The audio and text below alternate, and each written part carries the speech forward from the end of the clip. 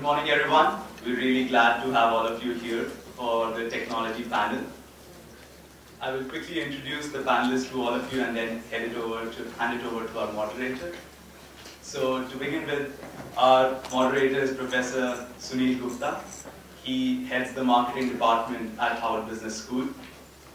Next to him is Ambarish Mitra, and he is the founder and CEO of Blippar, which is a mobile e-commerce based company. Prior to that, he started a number of startups in India.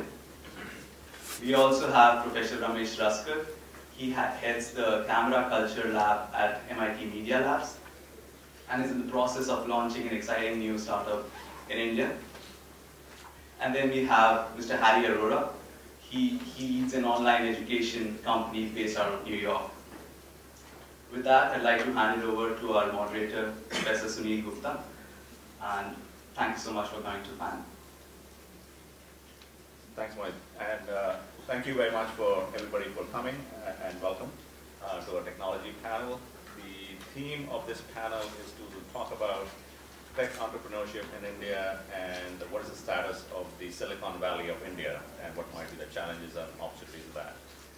Before I do that, I thought it might be good to hear from our panelists a little bit of their background, more than just the brief introduction, and what they have themselves faced as they grew through their process of launching their businesses. So with a brief introduction, then we'll launch into the discussion. So, Ambarish. Hi everyone, can you hear me? Sure. I'm Ambarish Mitra, founder and CEO of Blippar. Blippar is not an e-commerce mobile startup. It is an image recognition platform which allows brands to make their branded assets like outdoor ads, press ads, product packaging, even television, in-store, all forms of branded signage come to life. And when I say come to life, means that you could play a video or get a coupon or play a game on top of a product. Blippar is one of those products which is always amazing when you see it in a live demonstration. It's not to be best described in words. Product speaks for itself. Before Blippar, just to give you some context that why I'm here, by the way, thanks for inviting me. Besides being an Indian, I founded my first startup, co-founded it out of India when I was 19. That was way back in the late 90s. It was called womeninfoline.com. It was India's first women's interest portal. In those days, it was in a way easy to do a tech startup because it was such a narrow vertical. Probably there were less than 1 million users of internet. The whole world was moving completely crazy about this new medium, but like 95% of businesses didn't have websites then. That business had an IPO in 2000. You can imagine how easy it was to do that. I think with just around a million and a half users, we could do an IPO. But learnings from that was, of course, that it is actually so easy to be an entrepreneur in the tech space. I would say. If you were planning to do a business in any other vertical, imagine it like late 90s, you couldn't have thought of going in the stock market so soon. So it's comparatively completely IP driven, and you could build something in your garage and make it big. Me and my co-founder, we were so fascinated that we could do a website ourselves, which was apparently a really big deal. It just sounds funny today. The vision of that business was empowering women of India. We really had no value to offer. There was no e-commerce. It was just information. And we did make a lot of promises, which we didn't fulfill. But it did help our stock prices to go up. I think I remember saying that we would make internet free for women of India. The price of an ISP license was shockingly high. So anyway, the business went bust, like most startups in 2001. and I came over to England for my higher studies. So, and yeah, and just to give you like, it's a very, I have a pretty filthy background, but just put things in context. I mean, when I was 16, 17, I ran away from home because my dad wanted me to go to IIT. I hated engineers at that point because of my dad. And I was brought up to be in technology, but I didn't realize that, of course, it was in me, but not through the academic field. And through a lot of hardships in the first startup, and of course it became successful, and I was welcome back in the family. So yeah, and then I realized that higher education is important, and went to England, did my undergrad in UCL and masters in LSE, and did another startup called isango.com, which was in the travel sector. And that was my first experience in working with outsourced part of the business out of India. So it was a UK-based startup. The vision of the startup was to make things that you do when you get there. So travel was all about hotels and flights, and still for most of you that's the case. But real travel is what do you do when you get to a destination. So we were one of the world's first companies to make 10,000 tours available to be bought online.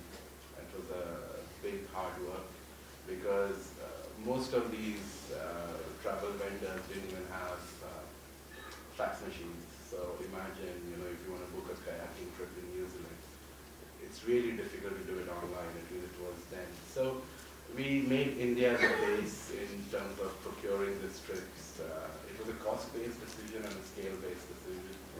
I had around 70 employees out of the Gurgaon office, and it was a good experience in terms of, and of course there are differences and we're going to talk about it later in the panel, but it was a good experience.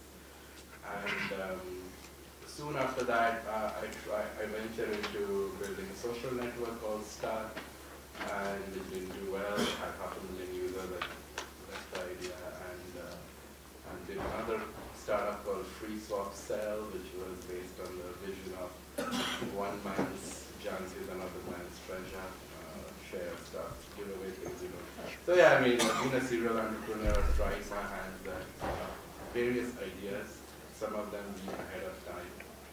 But coming back to Blippar, I'm going to conclude like Blippar is an 18-month-old startup. It's an application where brands activate all their content, which is their press ads, outdoor ads. Consumers interact with that content for free.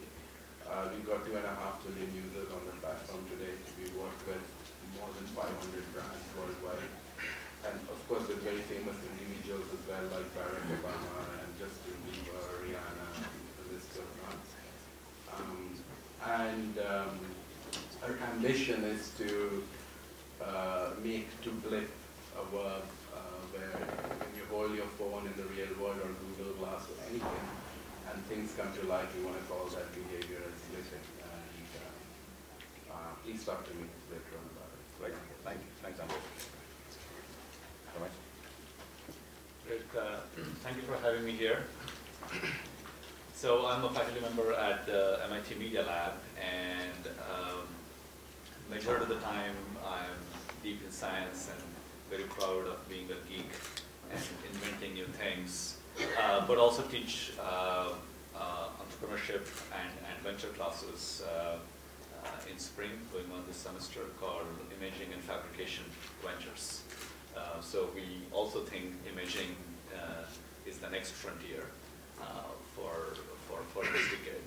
We have lived in a world where we are coordinating with each other with bits and bytes, but very soon we'll be living in a world where we're going to coordinate with pixels. It's going to be pixel coordinated commerce. And about myself, my background is in kind of boring computer science, electrical engineering fields. But what I've realized over time is that all the emerging areas in health and water and education and transportation and so on really require extremely cross-disciplinary teams. And at the Media Lab, I'm very fortunate because I'm surrounded by individuals who have very, very unique backgrounds.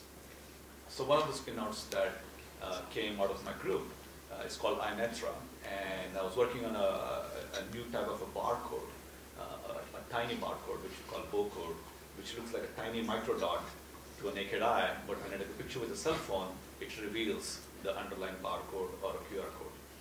And that's what I was working on. And at some point, when people are looking at it, they said, hey, I can see it only if I have a normal eye or a normal phone, but can't see it if I actually need glasses.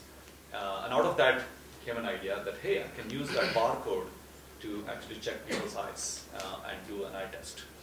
So we created this snap-on eyepiece that goes on top of a phone. You look through it, align some patterns, hit calculate, and it gives you prescription data for your eyeglasses, for your nearsightedness, farsightedness, and stigmatism. The eyepiece itself costs next to nothing, and all the intelligence is built into the software. And we have done thousands of tests now, and the readings are better than those 10 or 20,000 devices. And the reason for that is the resolution and the quality of the phone display is so much better now. It's down to about 25 micrometers, and at that resolution, at that I/O factor, these machines actually have more capabilities in physics and computation than some of the highest end medical instruments. As you know, that they don't change for 10 or 20 years because of various factors. So that started a whole new trend of what we can do with mobile phones, and realizing that we can now start moving beyond the software app store and move into a new world of hardware app store, where you might have very low cost attachments that go and mate with the phone and dramatically transform its functionality, whether it's for entertainment or productivity, education, health, and so on. And so we have a major effort going on right now at MIT on hardware app store, and a lot of that work is actually happening in developing countries, especially India. So in case of this company called iNetra, iNetra.com, it got spun out, it's venture funded, and we are targeting countries like India and Mexico. And there's some really interesting reasons to do that, as opposed to doing it here in the US.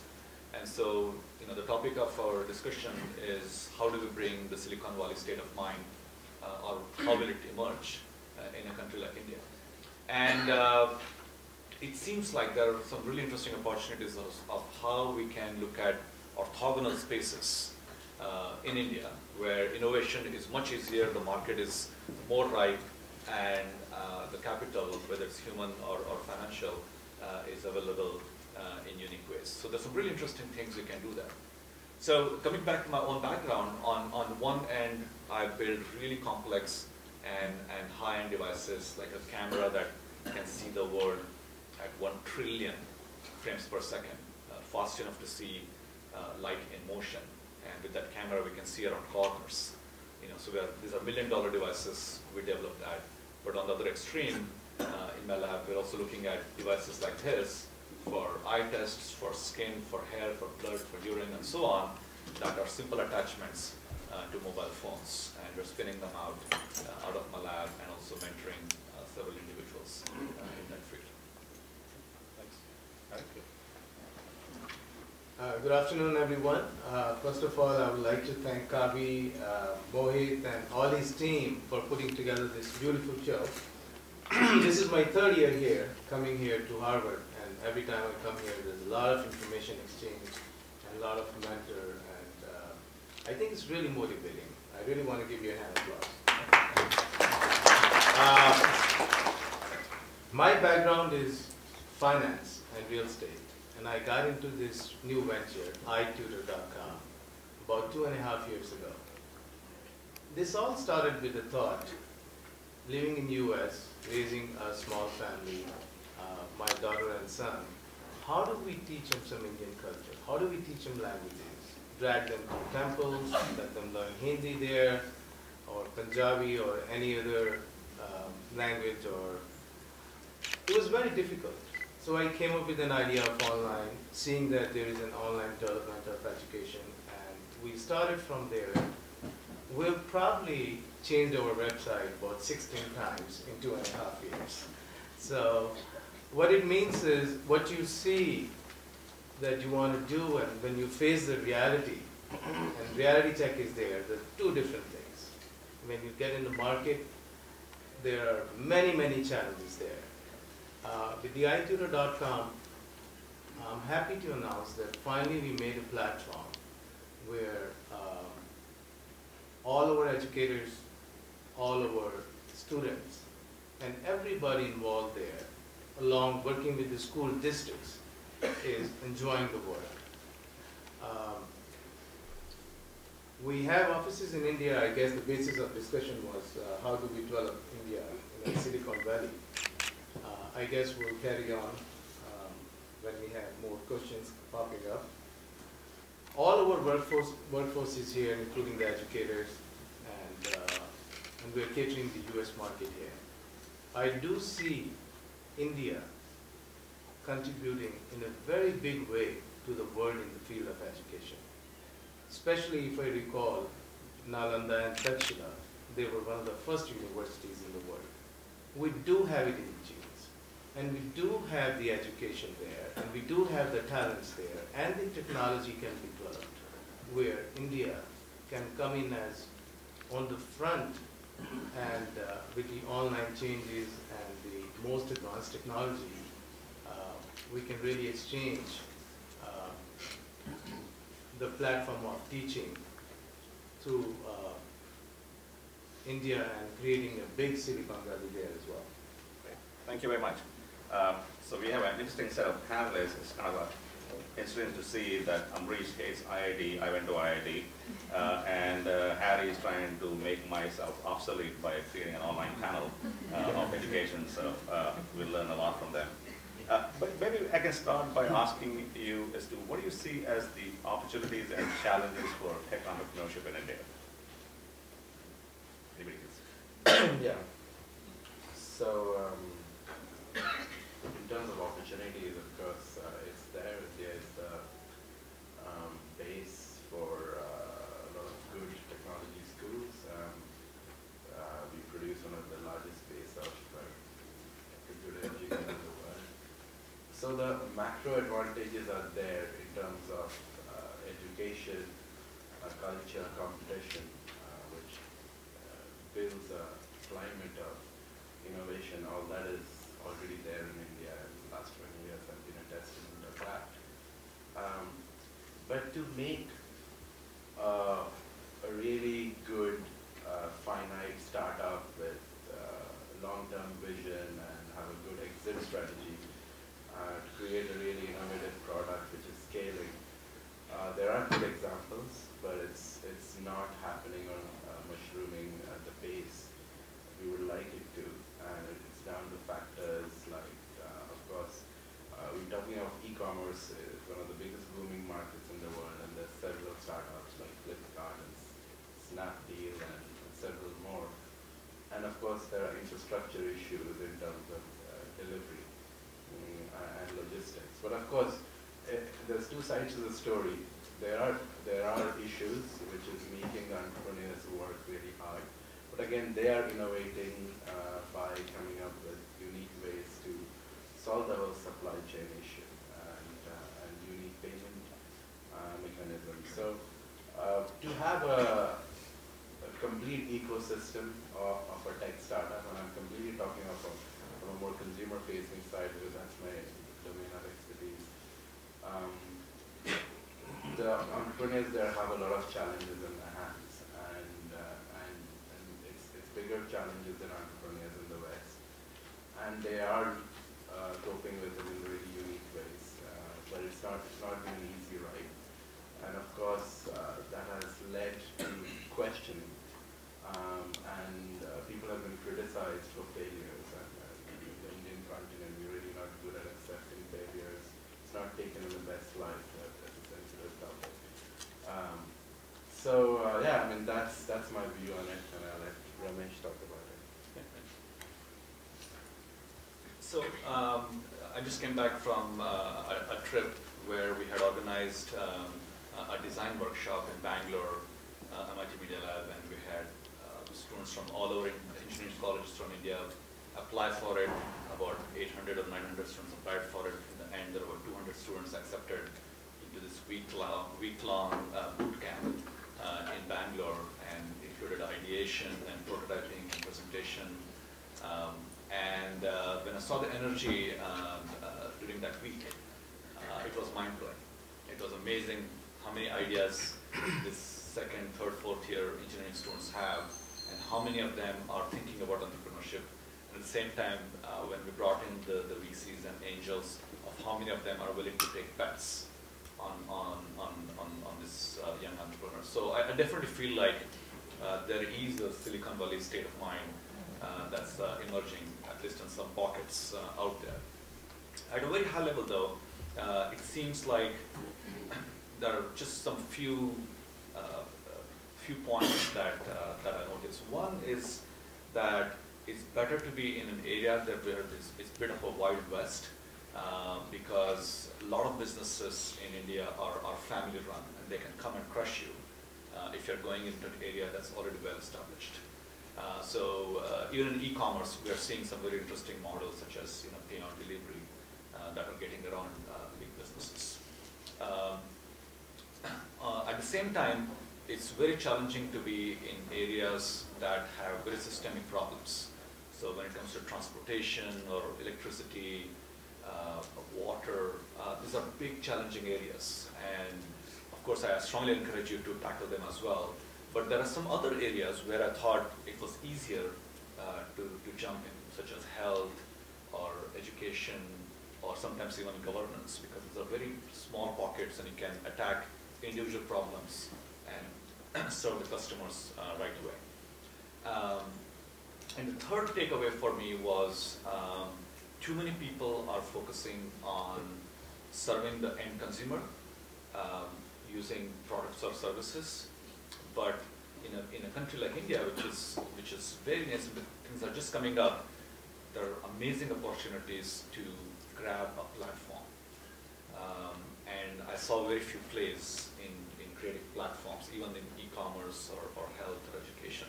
So a platform like iTutor could have amazing opportunities if it allows you to bring the whole be kind of the gateway for a big ecosystem. So those are kind of the three takeaways for me from my experience over the last few years. There are a lot of challenges in India, and like Ramesh said, one of the main challenges I see that there's a lot of family-run businesses. They are monsters. They can literally crush you, and if you are going in the same field. And the basic needs like electric, internet, transportations, and like Federal Express, like we were talking about there. So there's no overnights, reliable overnights, a lot of courier things there. So as an entrepreneur, so what I have gone through from last 2.5 years, every day is a challenge. But I feel handling those challenges here in US is much more easier. Like in the beginning, we have the trademark and copyright issues here, a lot of technology oriented, a lot of intellectual property. I think that will be one of the biggest challenges there. A lot of, people steal things, people would just steal your ideas. So there's a lot of system needed there. But market-wise, I can tell you about my business.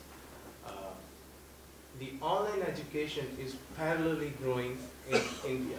You'll be surprised living in one of the most developed counties and the New York, greater New York area. When I talk to people and my friends and family and schools that we are implementing online education, and this could be a supplement to the regular going to a tutoring session and going to or the tutor coming to your house. People are still anticipating, whether or not this is going to work. Is it through online? Is somebody going to be coming live? Is it live audio video streaming? Still a lot of questions over there. Whereas in India, I see in Delhi, there are a few other online companies, and in the other parts of India as well. So they are growing parallelly. So the acceptance from the audience and the masses is there. There is a curiosity. They want to accept new things. They want to adapt to the new method of learnings.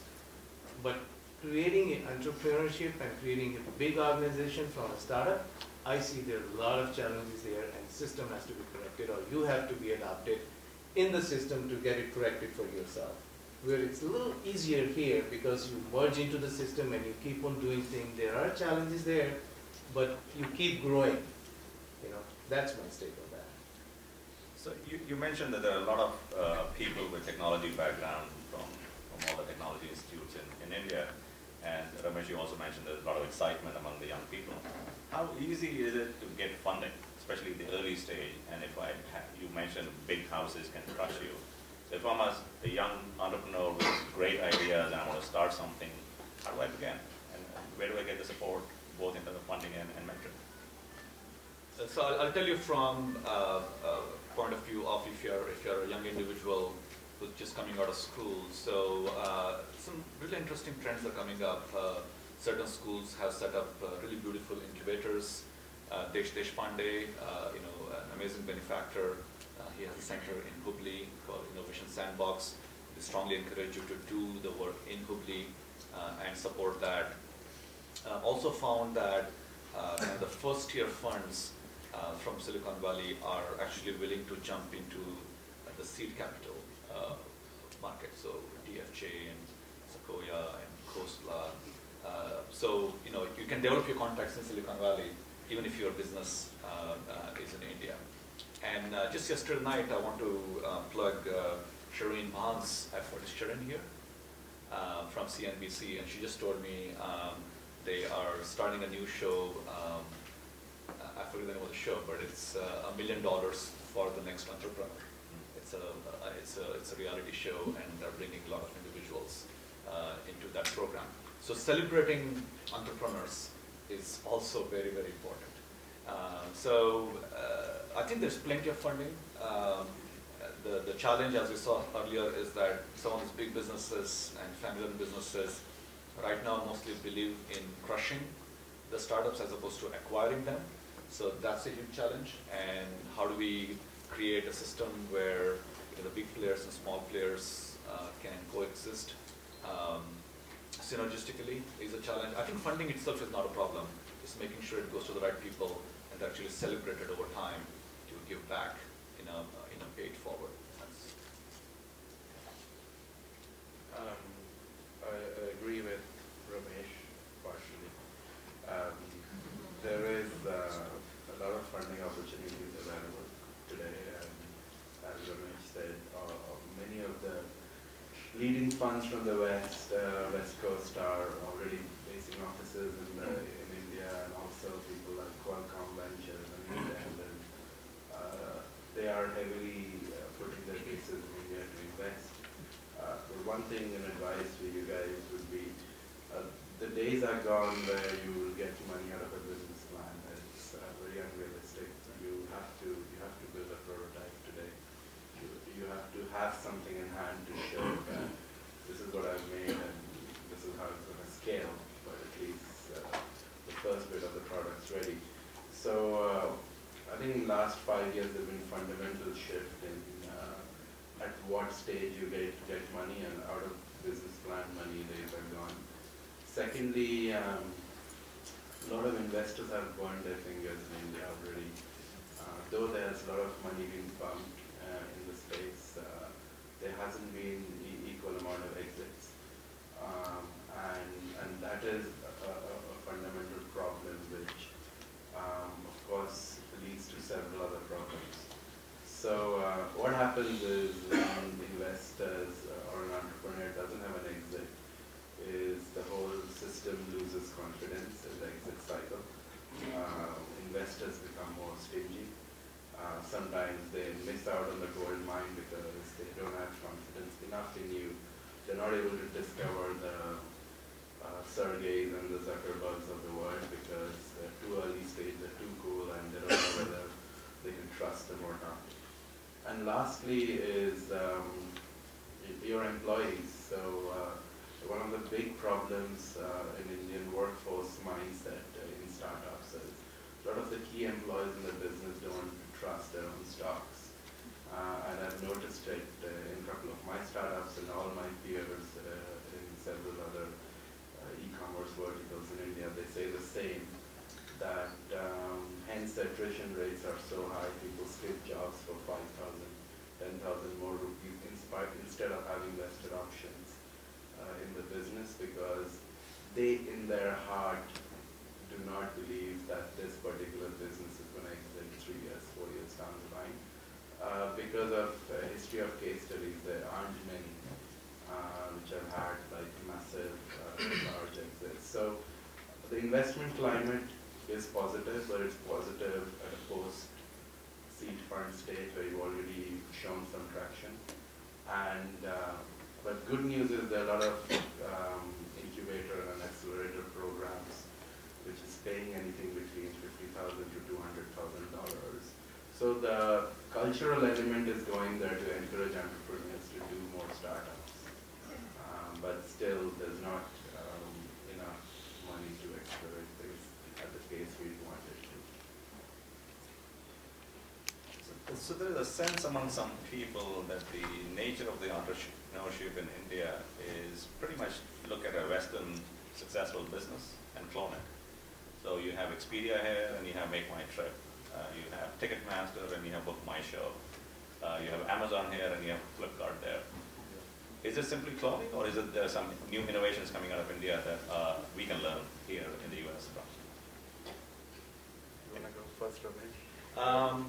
It's very true that people feel quite comfortable, it's the Bollywood formula, right? It works out, and I think there's nothing wrong with taking ideas from the rest of the world and trying to do the same in India. Although, at the same time, when it comes to Facebook or Twitter, we don't see big clones like you would see in China or some other Asian countries, which is, in a way, it's great because I would rather have the Indian entrepreneurs and Indian business community integrated with the global community. I would rather they have them on Facebook and LinkedIn and Twitter as opposed to their own isolated networks. So that way is great. But coming back to the original question of where are opportunities to be actually unique, and do we see models of reverse innovation? What's interesting is, and I have spent a lot of time in DC, and I have spent a lot of time talking to venture capitals, even for this particular venture for diagnostics. As I said, the goal is not to just sell devices. The goal is to capture a platform. Because of regulations, because of consumer behavior in the US, it's very difficult to be in a health diagnostic business because you have to have a certified professional, usually a doctor, who can prescribe, even if you have the perfect solution. So it's like having a thermometer, 200 years ago, you didn't have a thermometer, so you had to go see a doctor just to check if you have a temperature.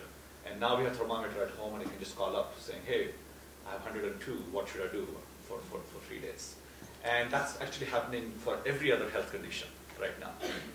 But we are stuck in the US because of regulatory issues, where we still need doctor in the loop. So these are areas where, for good or for bad, the regulations are somewhat open in countries like India or Mexico and Brazil. So that provides one place where you can go in and try out a lot of these models, as long as you have to be ethical about what you're doing. Another area that I feel is very unique is the notion of a post-paid experience as opposed to a prepaid experience. So, payment on delivery is an excellent innovation model. And if you just tap into different startups and different companies, you'll notice that there's a lot of interesting innovation going on how to solve that last mile problem. Of course, we don't have FedEx, but because you are meeting with people in the last mile, because you have a human contact with your consumer, you are seeing some really interesting models come out of that. If you have time, we can go into some examples. Well, I guess the main topic that developing India's Silicon Valley, we are right from the get-go, we are saying Hollywood, Bollywood, India, Silicon Valley. We call it a internet or online hub, or by saying Silicon Valley, we're just duplicating Silicon Valley there. There's the name itself as well. Rupee symbol, as you see, the Ra symbol as compared to the US dollar symbol, this came out a few years ago. A lot of development is going on in India. How do we make it a platform that is contributing to the rest of the world, and the rest of the world is duplicating us? So there's a lot of correction required. I'm saying it because I started the business here, and when I talk to my team up there, and I see the basic challenges of bandwidth. We could not even upload a proper file, so we have to be using the different tools of send it, Dropbox, and all that. We upload the file from here. So given the right tools, the attitude of growing is there. There is a hunger. There are a lot of youngsters who want to do something. There's a lot of talent prevalent. There's a lot of talent over there. But how do we encash it? How do we make it into a systemized, with a systematic growth, and make, I call it a Silicon Valley hub over there? There's a lot of correction has to be done. That's what we're discussing over here today.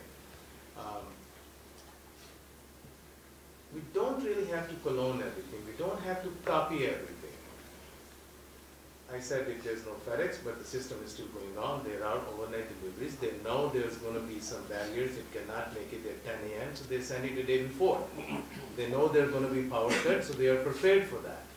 So they know there's a less bandwidth, so they are prepared for that. They take a longer window to upload a file.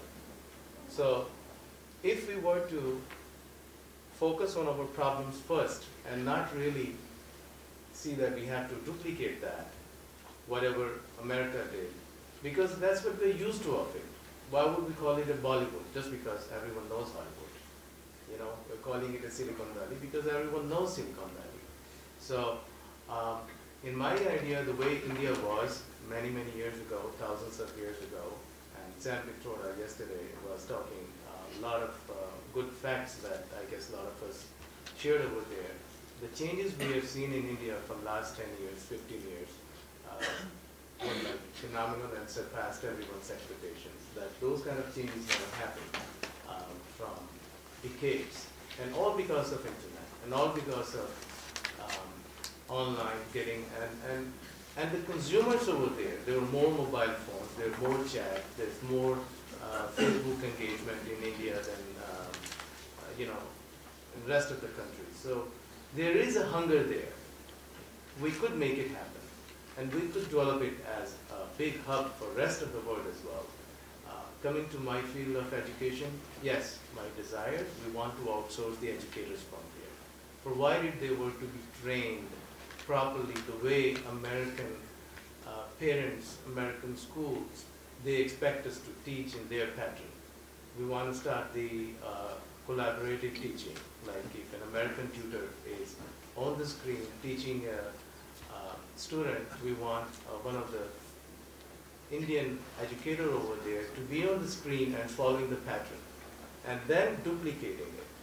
And then once they adopt it as a career, it becomes their career for the rest of their life. They are online tutors. They are delivering their services through online, and then there could be hundreds and thousands of them over there, because math is a math, science is a science. Except for if we were to correct ourselves to the delivery, what the end result is accepted and appreciated by the people who are paying for it. So I see, if we were to correct some of the challenges that we have, there's a huge potential, and India is already on that path and going in a much faster pace than you and me we can think of. So I have lots of questions, but I'm also looking at the clock, and in the interest of time, I will give an opportunity to our audience to ask questions to our panelists. Yeah. Yes, I'd like to ask a question about, you mentioned moving the workforce over there and how to train the people and keep them. In other countries like Asia, there's a big problem with educating, training the workforce. and then being able to keep them so they don't move, relocate, go for better jobs.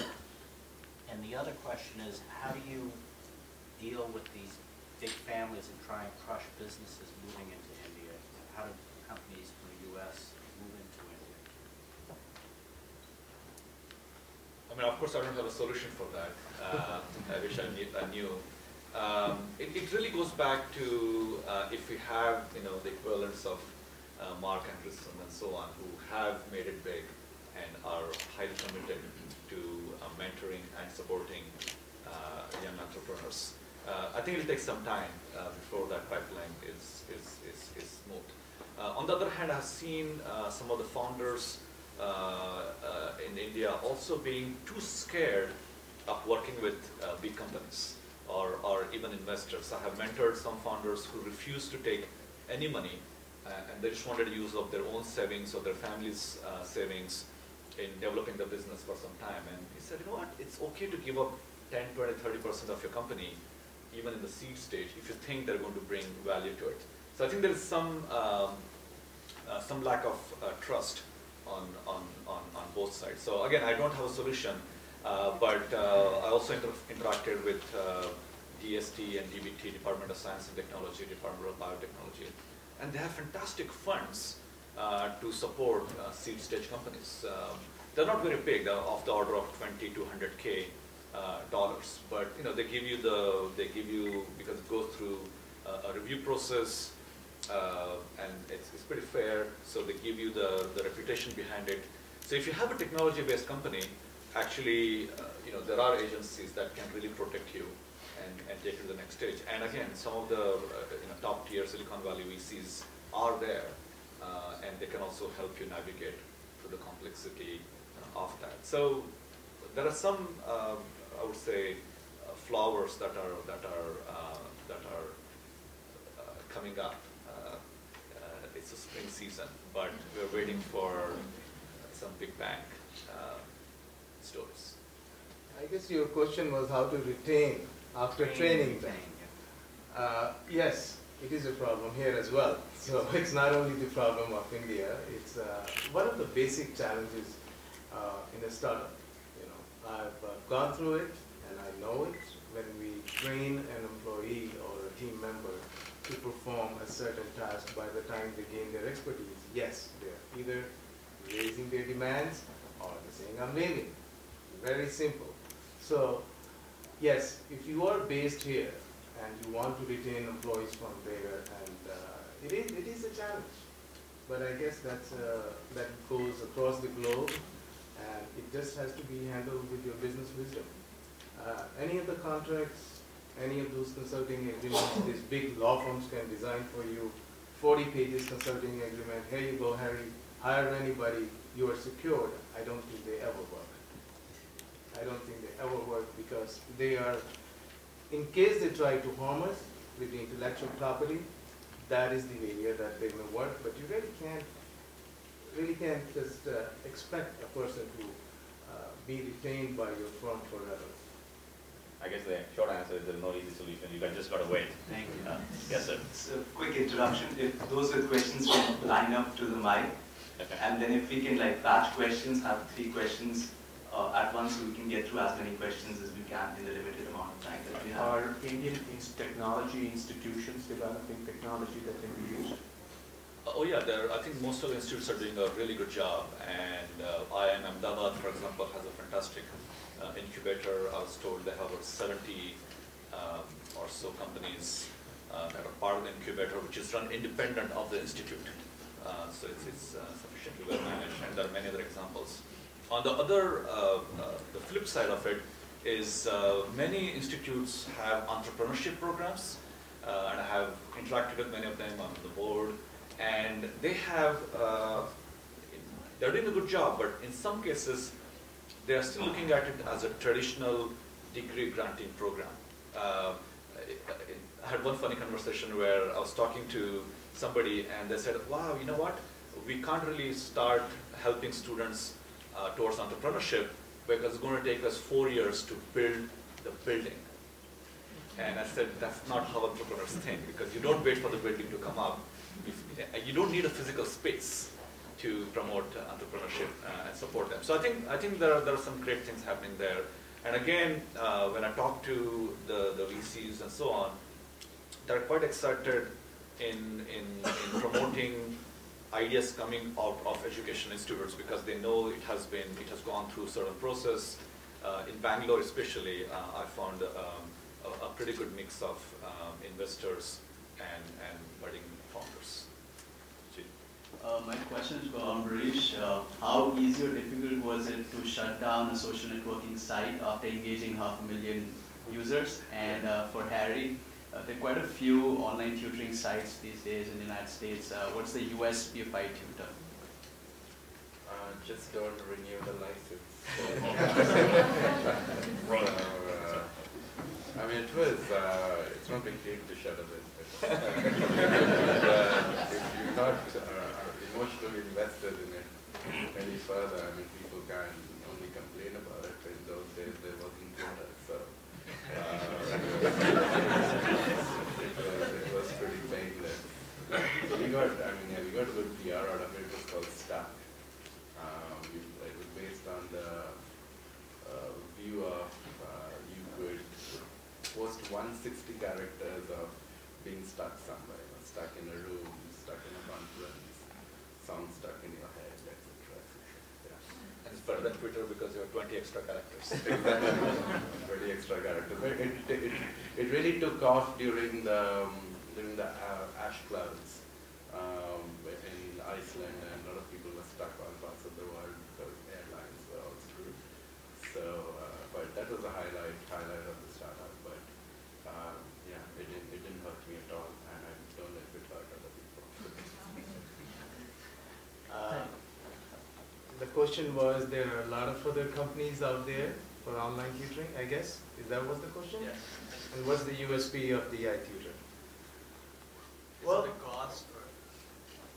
It's definitely not the cost. We are probably among the most expensive ones, and we want to be even more expensive because the way we are building our company is the prestige of what we execute. As an entrepreneur, I must tell you that it's not a fear that there are other companies out there. There's a huge space and opportunities available there. This is where the education industry is going. Schools, per se, it cost them, after the Sandy Hook, our business came in picture, like after-school tutoring was adopted more than the physical tutoring in the school, like teachers would do to the students, because there are security issues, there are utility issues. It cost them much more than just paying per hour to the teacher.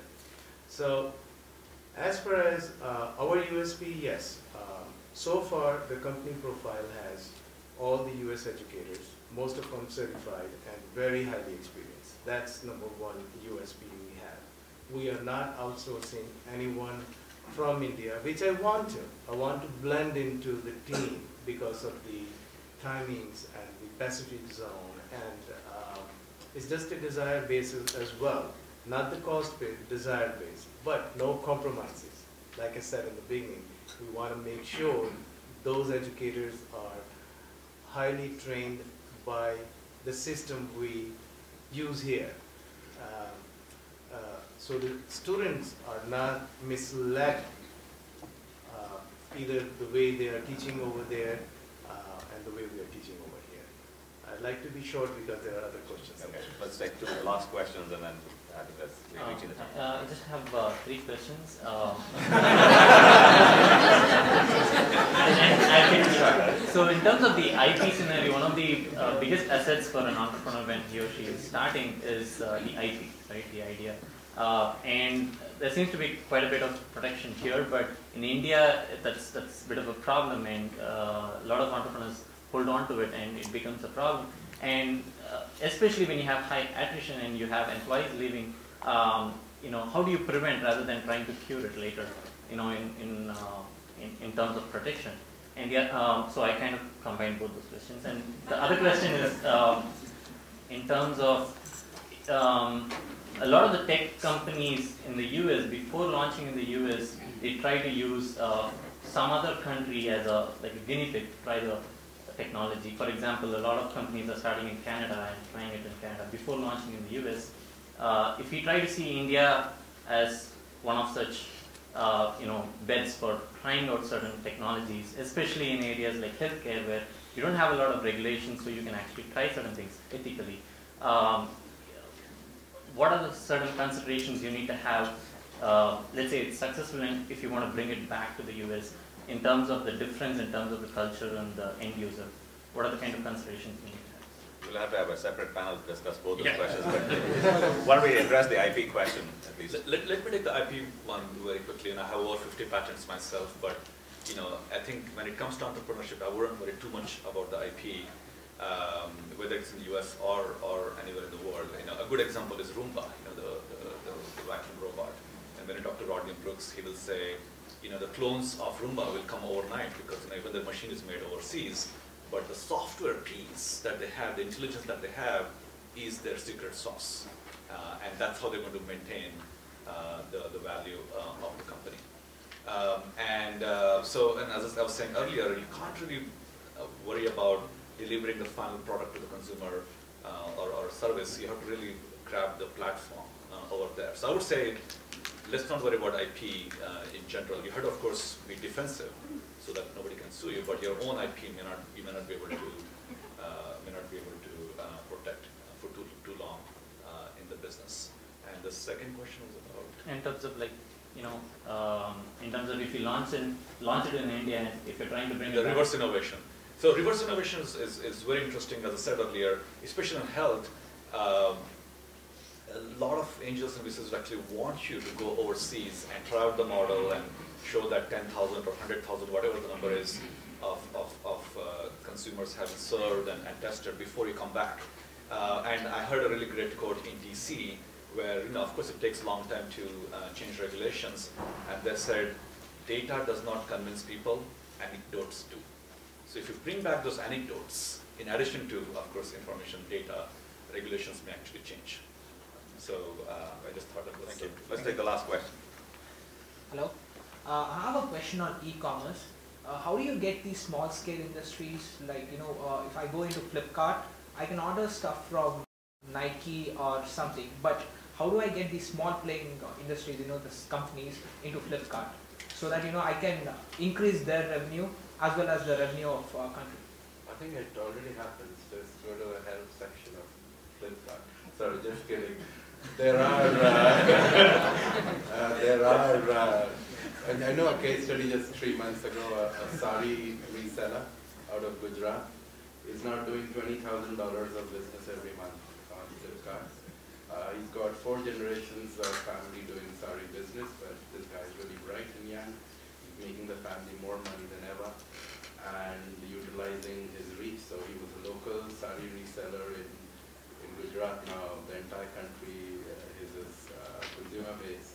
So I think it's exactly like the Amazon model. You can sign up, and Flipkart's doing a good job of creating this awareness that open your sub shops inside the platform, and that's a cool thing about our business model. But yeah, I mean, if you have specific ideas, you want to do something on Flipkart, there are a lot of case studies about it. So there is a customer-to-customer model that has been associated with Flipkart. Flipkart, yes, already. I have a last question to Harry. We probably have to cut it out. You can take it offline. Yeah, I think in the interest of time. Thank you very much. Appreciate it. I would like to end this with developing India's Silicon Valley should be based on with one mantra, using the conventional wisdom and forward thinking. We can do it. Great. Thank you. Appreciate it. Thank you, everyone. Thanks to Professor Sunil, Ambarish,